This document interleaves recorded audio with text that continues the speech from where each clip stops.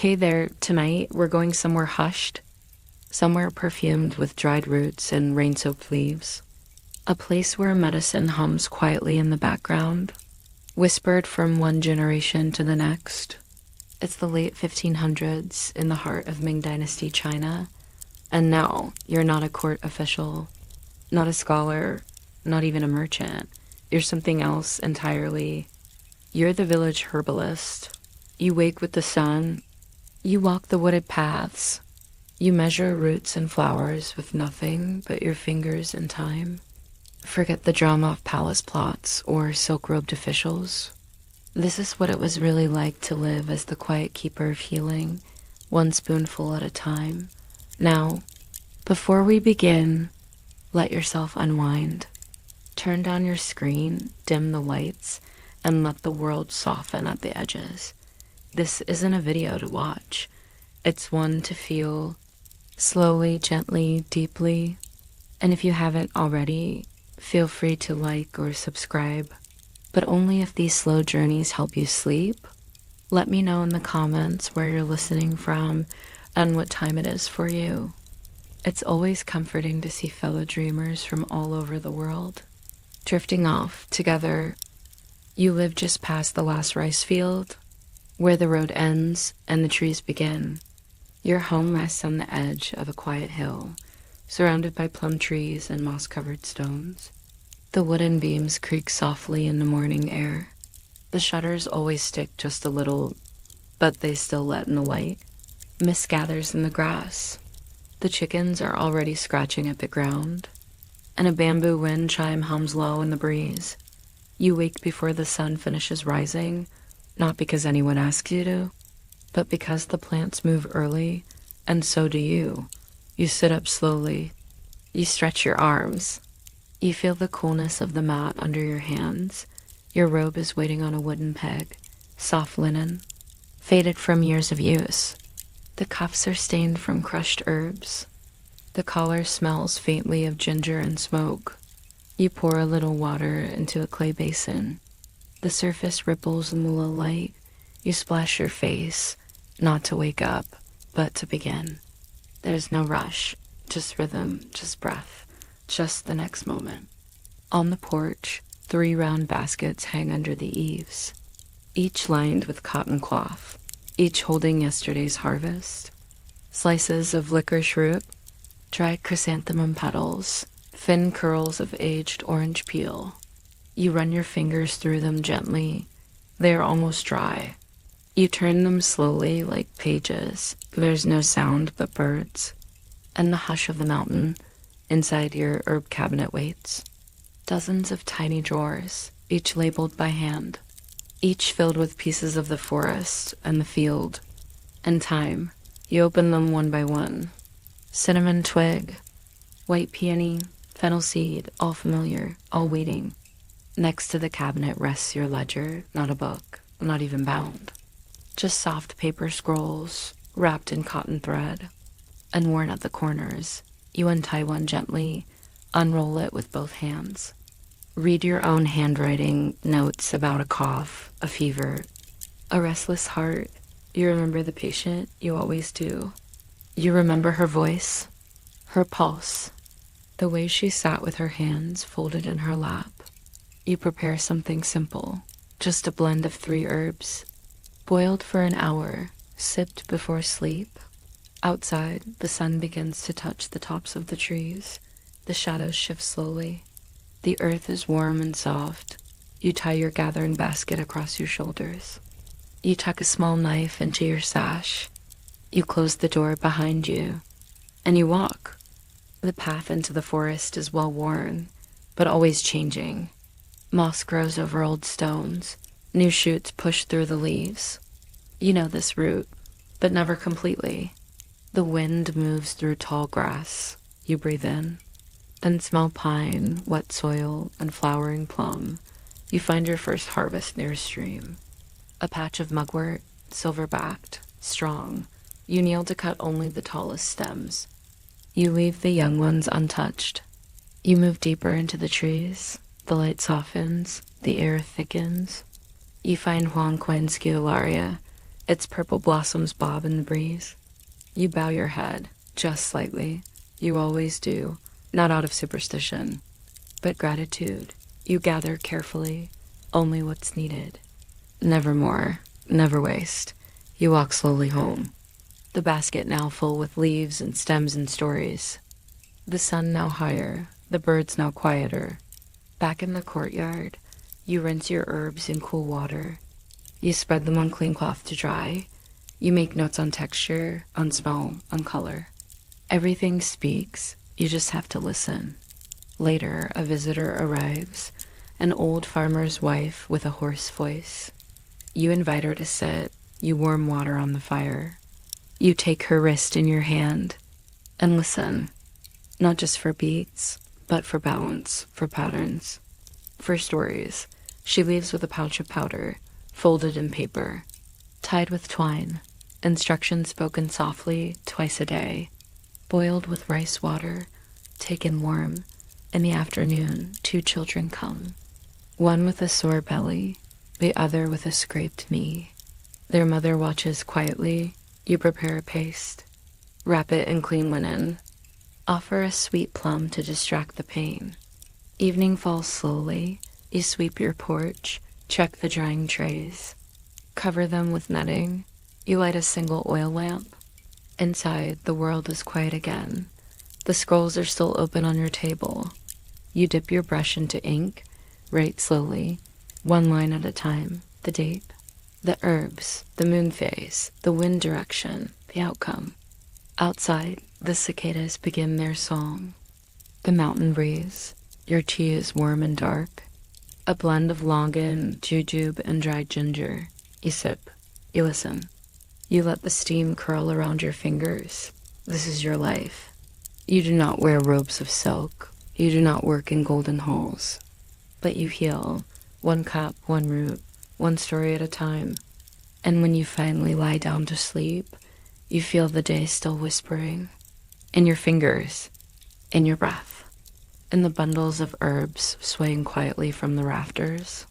Tomorrow will begin again, and the mountain will still be there, waiting. Somewhere tucked inside your notes, or hidden in the quiet space between plants, a name lingers, written in soft brushstrokes, spoken quietly by herbalists and healers, passed from master to apprentice, like breath through bamboo leaves. Li Shizhen.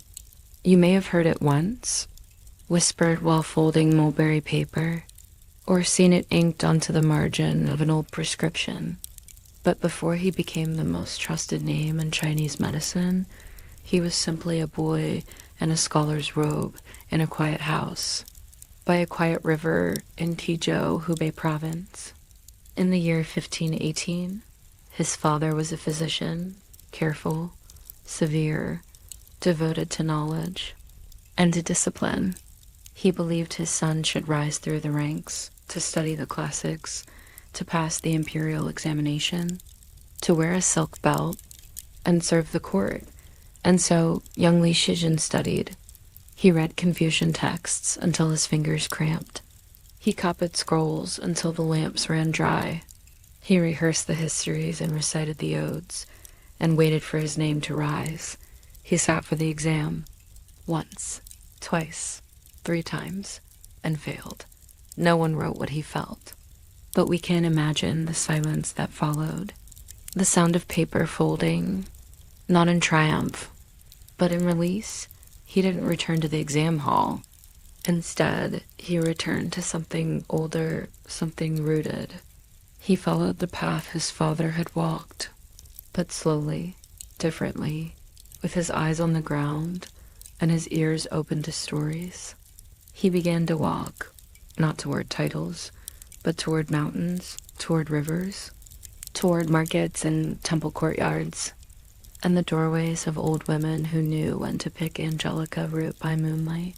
He listened to farmers, to monks, to woodcutters and fishermen, to mothers who healed with kitchen scraps. He gathered not just plants, but wisdom. Where others recited formulas, he asked why. Where others obeyed tradition, he observed. He discovered that the great books of medicine were beautiful, but broken. They contradicted themselves. They repeated each other. They mislabeled herbs, confused species, or ignored regional knowledge. So Li Shizhen began to write, not quickly, not arrogantly, but carefully, like stitching silk with winter hands. For 30 years, he walked. He tasted bitter roots.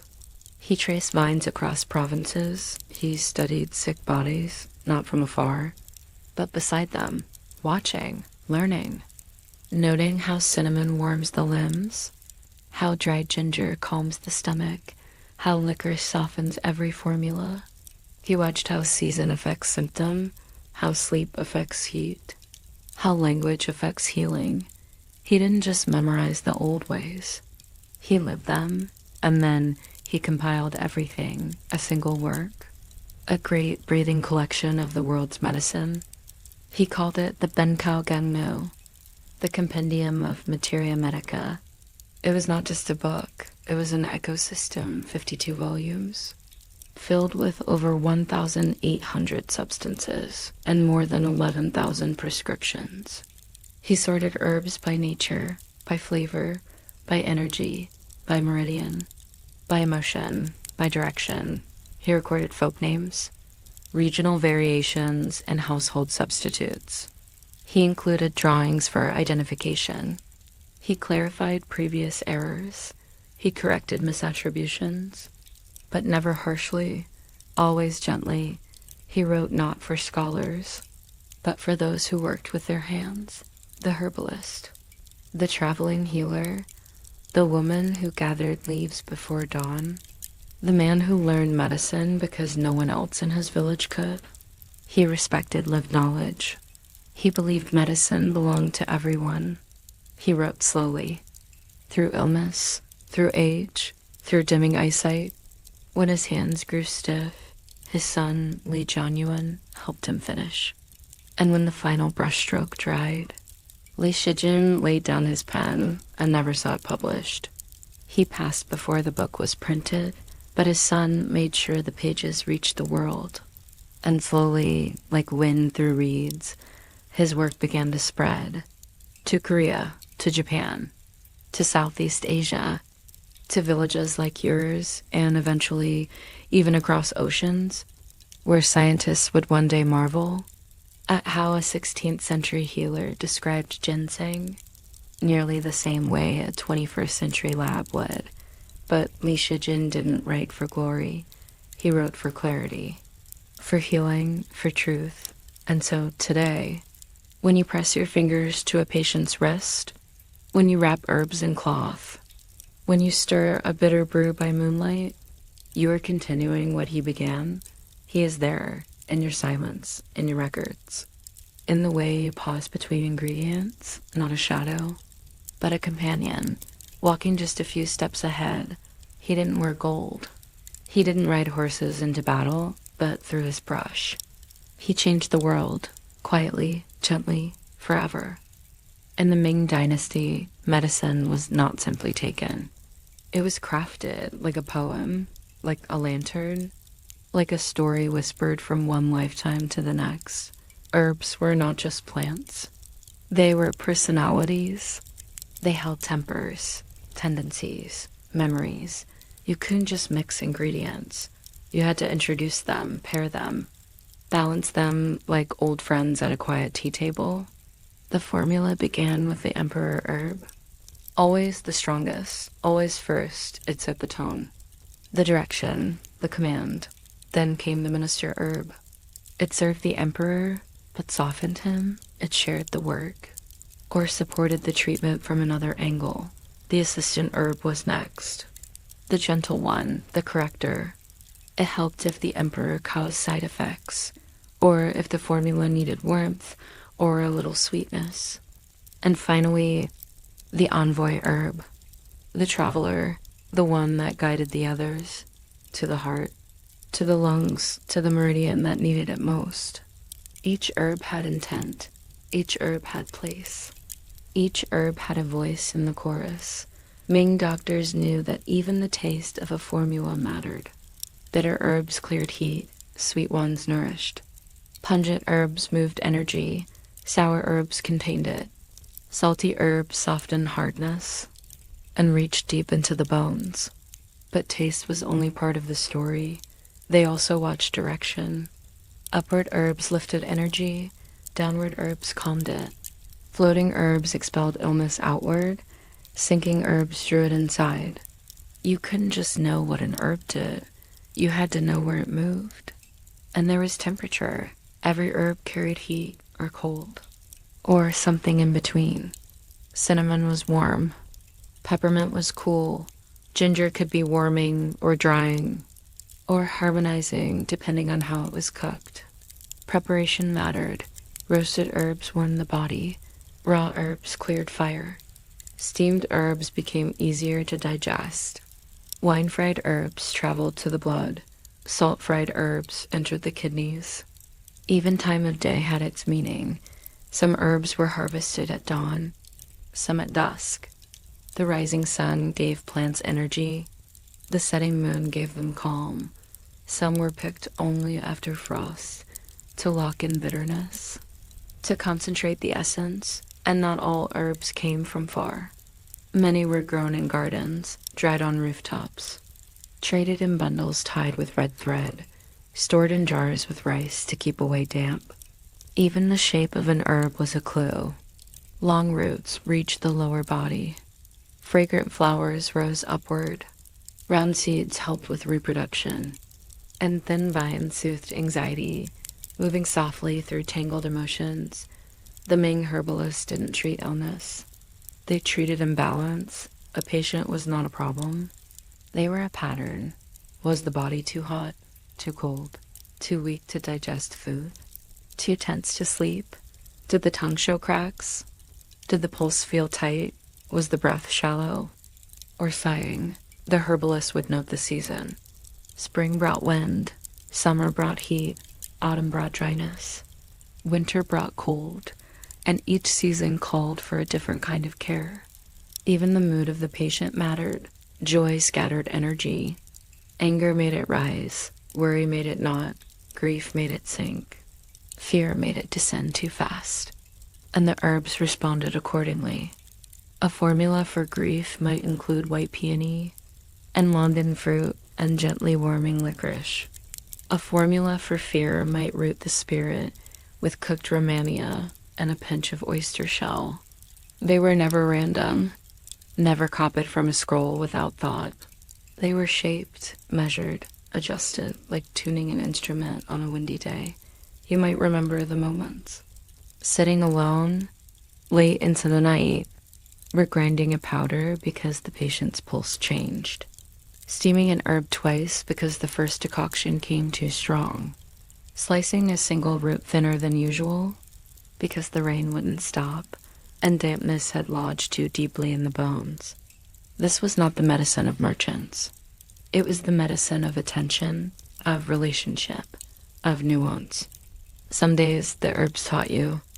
You watched how a formula failed, then changed it, listened, waited, learned. Some herbs were famous: ginseng, cinnamon bark, astragalus. Others were humble: barley sprouts, orange peel, ginger skin. But they all mattered. None of them worked alone. And neither did you. Every time you rolled a formula into a sachet, you knew you were touching something bigger, something older than the dynasty itself, older than your teacher's teacher, older than the books. This was not just science. It was story. It was memory. It was listening. And in the stillness of your cottage, with steam rising from a lacquered bowl and paper packets waiting to be tied with twine, you paused and you breathed. Because the herbs, if you let them, breathed with you. Now we leave behind the winding forest paths. We leave the bamboo groves, the creekside roots, and the thatched roof warmth of your village hut. We step through a carved stone archway, where the characters above the lintel shimmer faintly in gold, and the guards at either side lower their gaze as you enter. This is the Imperial Pharmacy. The air changes immediately. It smells of old wood, of incense and pressed lotus, of ink and iron. Your feet land softly on polished flagstones. The floor is so clean, so smooth, it almost reflects the ceiling above you. That ceiling, painted in soft jade and brilliant crimson, holds 1,000 curling dragons, twisting among lotus vines, each drawn with care, each a guardian of knowledge. The walls are lined with high red cabinets, more drawers than you can count, each labeled in steady calligraphy, each drawer no wider than your hand, each one holding a world, powdered roots, minerals wrapped in cloth, dry leaves as fine as threads, animal parts cut so thin, they curl like parchment. Behind a low counter, a man in gray silk adjusts a copper scale.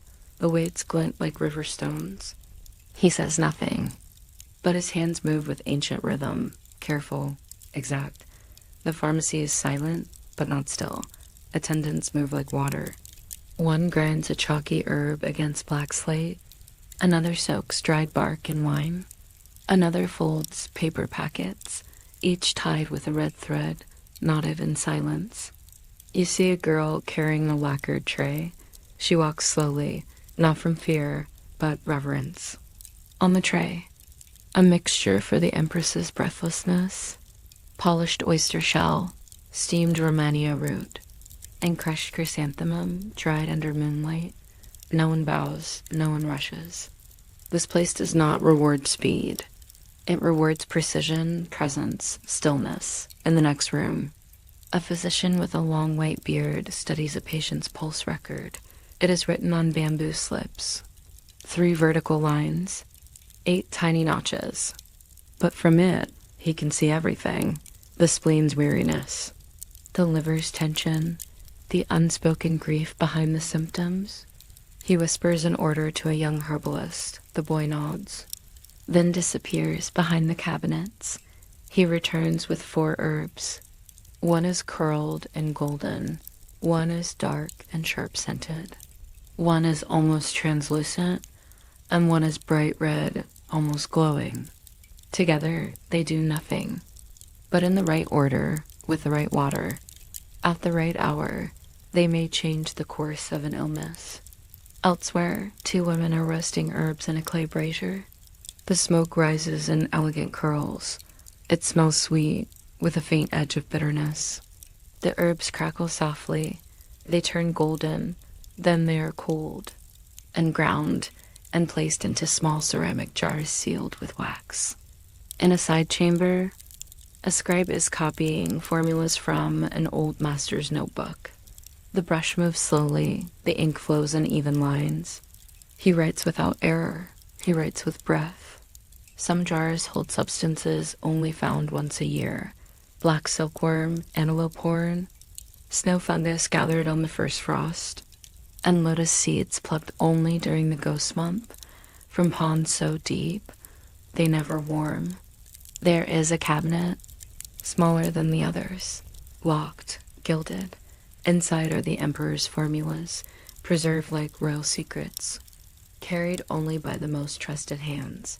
Those formulas include deer musk, crushed pearl, saffron brought by caravan from lands beyond the desert, and yet sometimes just a pinch of licorice or a thread of dried ginger. Even royalty must return to earth. In one corner of the pharmacy, a woman sits with her hands folded. She is not a patient. She is a dream interpreter, trained in symbols and visions. In the illnesses of the spirit, she has prepared a formula to ease haunting dreams. It contains Caligula, night blooming lily, and a tincture of date seed infused with warm wine. These medicines are burned in small censers beside the bed, inhaled with breath, released with sleep. You walk past her room into a final hallway. At the end, a door half open. Inside, a room you almost recognize. Quieter, simpler, filled with drying racks, herbs spread out like fans. The scent is earthy, real. An old man stirs a bowl with a bamboo spoon. He wears no official robe, just cotton. His hands are steady, his expression kind. He looks at you and you see yourself, or what you might become. Because even here, in the center of power, the medicine is the same. It speaks softly, it waits, it teaches. And you remember as you walk back through the carved doors, through the shadowed courtyard, past the whispering wind and the pine trees, that healing is not something made. It's something received and returned, not with wealth, but with stillness and care and time. And now you're no longer in the pharmacy, no longer tracing formulas with your eyes, no longer weighing roots on copper scales. You're back somewhere softer, somewhere still, where night has fully settled and the world has turned dim and blue around the edges. The day behind you has become like parchment, folded, put away, tucked beneath your pillow. The stories of the healers, of the royal halls, of the quiet women drying herbs in hidden courtyards, they're not gone, they're still here. Settling beside you like dust in lamplight, you can feel them in the weight of the blankets, in the cool of the air against your skin, in the gentle rhythm of your breathing. Everything is quieter now, even your thoughts, even the room. Somewhere not far, a candle is still flickering. The tea in your cup is still warm. The herbs on the shelf are still steeping in the dark. There's nothing you must do. No steps to finish, no scroll to write, no diagnosis to form. You've done enough. You've listened. You've learned. You've wandered gently through a world that once was, and allowed yourself to drift through it, unrushed, unworried, unfolding slowly, like a lotus in shade. And now, you can simply rest. The firewood is crackling in the background, not loudly, not sharply, just softly, like an old friend breathing beside you. It doesn't ask for anything. It doesn't need your attention. It will keep burning. Whether you listen or not, its rhythm is steady, gentle, safe, and you can stay here. As long as you like, there's no ending to rush toward, no final word to catch, only the quiet, only this breath, and then the next, and then the next. Perhaps your eyes have already closed, or perhaps you are listening, barely, from a place halfway between waking and dreaming. That's okay. That's where we wanted to go all along. Back to stillness, back to warmth, back to the place where time folds in on itself and stories don't need conclusions. You may not remember all the herbs, or the faces, or the names, but your body remembers how it feels to slow down, to soften, to be safe, to be quiet. That's enough. And now, you don't need to follow the story anymore. Just listen to the fire and rest. Sleep will come, slowly, kindly, without asking. You're already almost there. Good night.